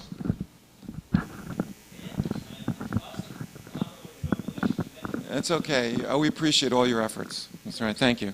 That's helpful. I should be pointing, I should have it in this direction as I'm speaking. So Ted Rice was a bank worker. He grew up in a rural community in the Deep South. He attended Shreveport University in Louisiana. And he joined the spiritualist movement and met a woman by the name of Marie, who trained him in the psychic techniques of that movement, and for a while he practiced as a spiritual advisor using psychic means. But by 1990 he had already dropped out of the spiritualist movement, but still maintained a relationship, friendly relationship with Marie. She visited him in Florida, and one night, while she was on the other side of the mobile home reading a book, she suddenly jumped up and ran to Ted Rice's room and said, "I just had the most incredible experience. I was reading my book, and all of a sudden the walls of the mobile home disappeared. I could actually see across all the way to your room, and I could see outside." And then she added, "And after that, I saw the two strangest spirits." She apparently wasn't aware of the abduction literature. "I saw the two strangest spirits I'd ever seen. They were kind of gray, short, with big heads. And they came through the wall and attempted to pull me outside with them." She reported that she vigorously fought them off and refused, and they left her alone. And in chapter 5 of the same book, Masquerade of Angels, which, by the way, you can read online because in tribute to her work, her widower, her husband, she died of breast cancer, tragically, at a young age, put several of her books up online. And you can, it's difficult to get the actual hard copy, but you can see Masquerade of Angels by just searching the web. And in chapter 5, she describes the most incredible account that gives the mechanism by which a VE2 or virtual reality technology could be employed by non-human intelligence. So several months after that event that I just described, Ted traveled to visit Marie, and Marie had a friend staying over by the name of Amelia Reynolds. And at night, Ted Rice went to sleep in his room down the hall, and then Amelia and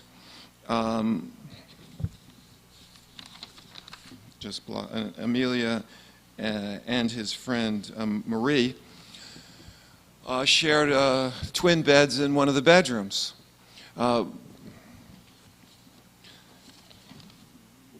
Suddenly, Amelia sits up and she says to Marie, "Can't you hear that helicopter? It's getting louder and louder." Marie hears nothing. And then Amelia suddenly froze while staring up at the ceiling. She reported being able to view the copter as if the ceiling and roof had completely disappeared. "I'm not asleep," Amelia protested, raising her head from the pillow. Her eyes still gazed upwards.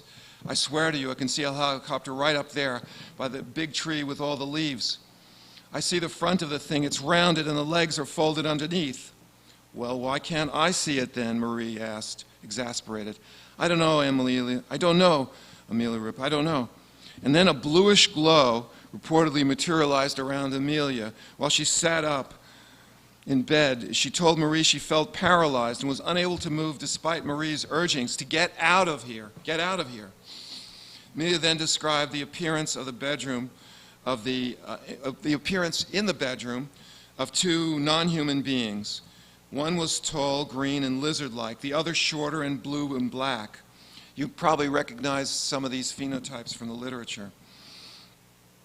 Blue and black in color. Marie told Amelia that she didn't see them and shouted for Ted to come and help.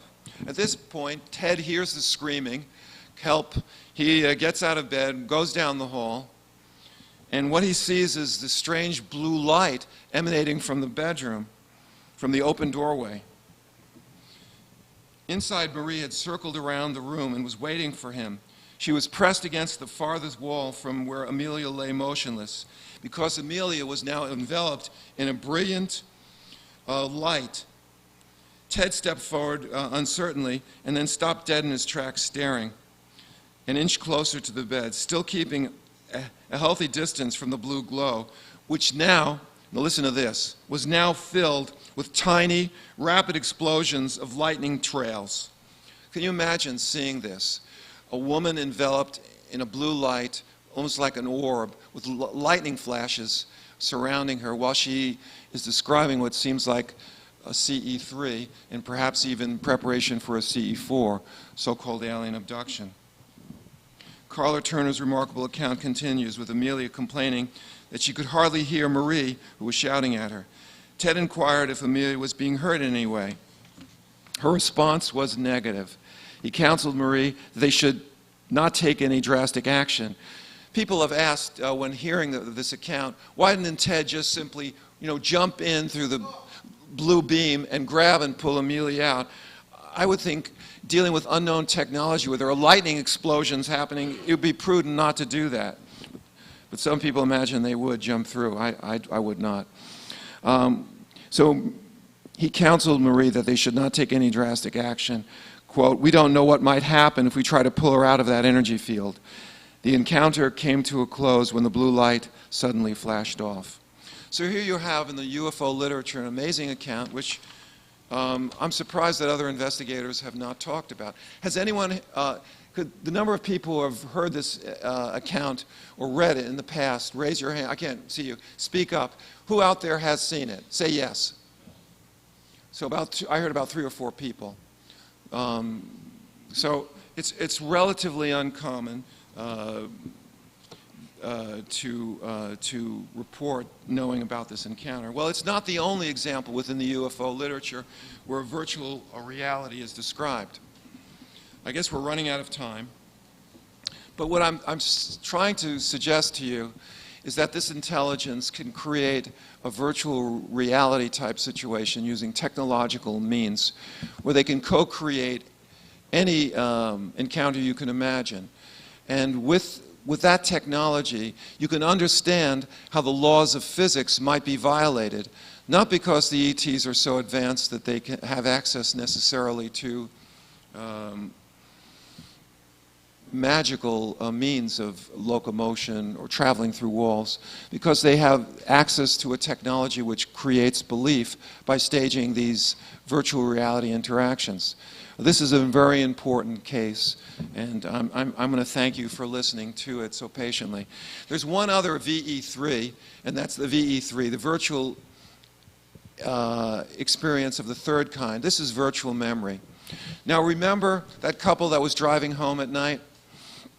Well, imagine that they parked their vehicles, went home, went to bed, and the next morning they woke up and they said, "My gosh, wasn't that an incredible UFO sighting we had? Yeah, the way the thing came right down almost on top of our car, maybe even stalled the engine or something like that."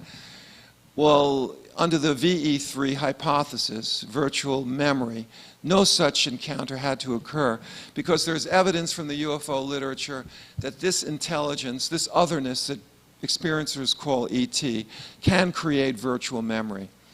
Now, when I put forward this hypothesis and circulated it, one prominent UFO investigator who was who, by the way, is a fundamentalist Christian, he worked for the government as a scientist, I won't mention his name, in public, but maybe in private we can see. I wrote to him with this VE3 hypothesis, and this was an individual who imagined that he could actually bring a Christian mission to the extraterrestrials. Yeah, he actually imagined that.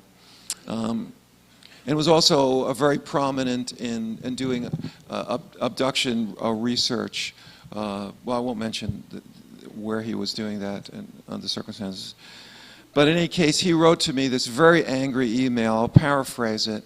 He said, "I don't like your theory very much because if what you say is true, Dr. Burkes, you can forget about all human history and all human free will." Now, when government officials talk about the destabilizing effect of studying the UFO phenomena, we always think of how shocking it would be if we were told that we're not alone, that extraterrestrial visitors are real, and that they can fly with impunity over our skies and go anywhere and abduct people. But what could be worse than that? Well, let me tell you what could be worse. An intelligence that has that technology that can create belief on the basis of artificial memory can create belief systems. The wisdom traditions of all the major faiths on this planet are based on eyewitness accounts. If you read the Gospels, yes, there are varying accounts, but there were people who their recollections were documented where they saw Jesus die on the cross and then rise again. I feel very uncomfortable talking about this, but I'm going to finish the idea and say that an alien intelligence or an intelligence that's related to this planet that can create artificial memory can create religion. Muhammad thought he interacted with the archangel Gabriel. He channeled the most beautiful poetry of the Arabic language that has yet been surpassed by any written poem or saga. He was an illiterate shepherd and herdsman for caravans, and yet he had memories of the most incredible poetry that he perhaps channeled and wrote down and became the Quran. What I'm suggesting is that the belief systems of our planet could have been created by an intelligence that has such capability. And I'm not going to get into the specific literature that supports the virtual memory hypothesis. The one case is available. You can read up on it. It's in Andrika Puharich's book. That happens to be in the UCLA library, and you can also order it on the internet. It's called Uri, a journal of mystery of Uri Geller, in which Puharich, a medical doctor, describes the mechanism by which virtual memory was documented during his work with Geller. It would take about 10 or 15 minutes to go through the whole account, and I don't want to burden you anymore. I'm sure there will be questions and the opportunity for me to attempt answers on them. This is obviously a very controversial field. I've moved to the position where I, although acknowledge that extraterrestrial presence may be here and responsible for some of the interactions people are having, I would suggest that an intelligence that has the capability is as outlined by my actual encounters, and which the intelligence was willing to show me in a kind of show and tell, with perhaps the understanding that I would bring it to you. That this is very controversial, and I don't certainly have all the answers, but hopefully my talk will give you some interesting questions to put forward. I want to thank you very much. If we could turn on the lights and go to the question and answer period.